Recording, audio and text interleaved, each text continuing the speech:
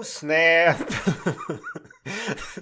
Or how not to read the documentation. Sitting here and oh dear, I have destroyed 2 LED lights and I had to mellow as I killed a beautiful green and magical yellow. I was building my first electrical circuit thing and I wanted to simplify all the wiring. I didn't know I truly needed a resistor on the line, but I was smart enough to pay attention to the plus sign. It was in the blood flowing through my veins to know that the longer leg marked all the positive electron gains. And you know, it glowed for a little bit. It made me think that I made it. But then the darkness came as the little LED died, cursing my name. My third light is still glowing, and now I can sense the electrons flowing. But shoot, I don't actually know how to calculate the needed resistor yet. I'm kind of waiting for my third LED to get a little hot or upset. I'm poking the resistor I did plug in there with my finger, hoping not to make it pop or yeet. Well, I know that the electrons it stops produce heat. I could increase the voltage to 5, but I expect the little LED wouldn't survive. But you know what? I love it. I love it so deeply. And the whole thing was just $11.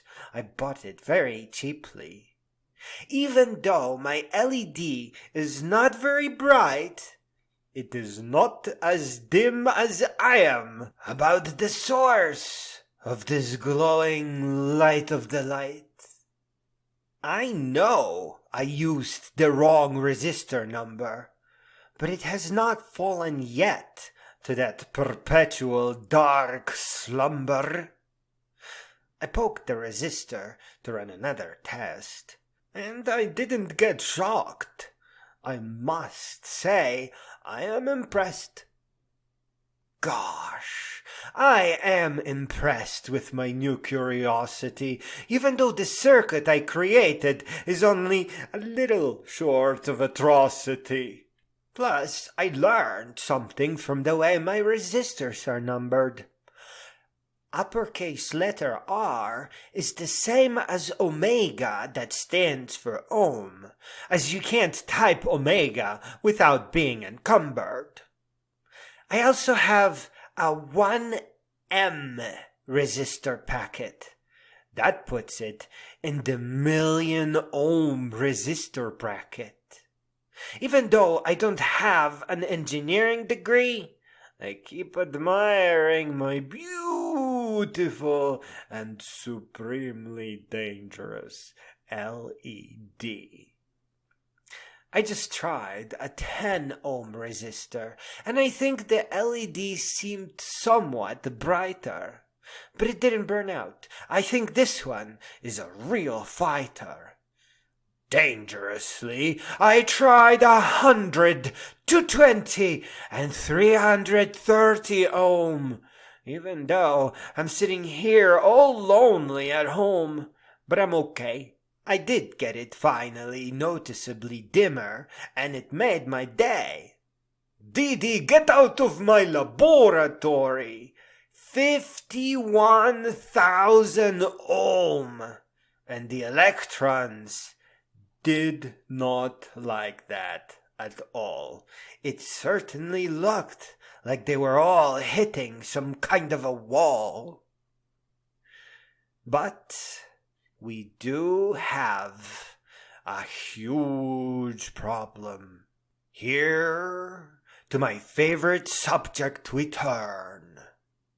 Because messing with the wires is how you really learn. I didn't calculate the ohms I needed on purpose, and frankly, out of spite. Because learning formula first is stupid. It is the real blight.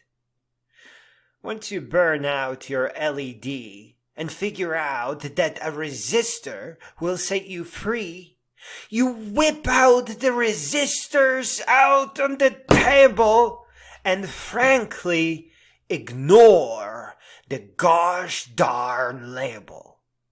You just go in a sequence and play like Maxwell did. You want to notice the external properties like a curious kid. You have to get stuck and then set yourself free and run amok.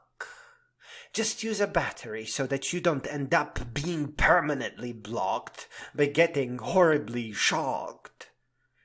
Remember, at first, try it all by yourself. At first, leave all the books on the bookshelf. You are just as much of an inventor as all the greats were. You should absolutely become an entrepreneur. Your genius needs you. So without any further ado, get yourself a multimeter too.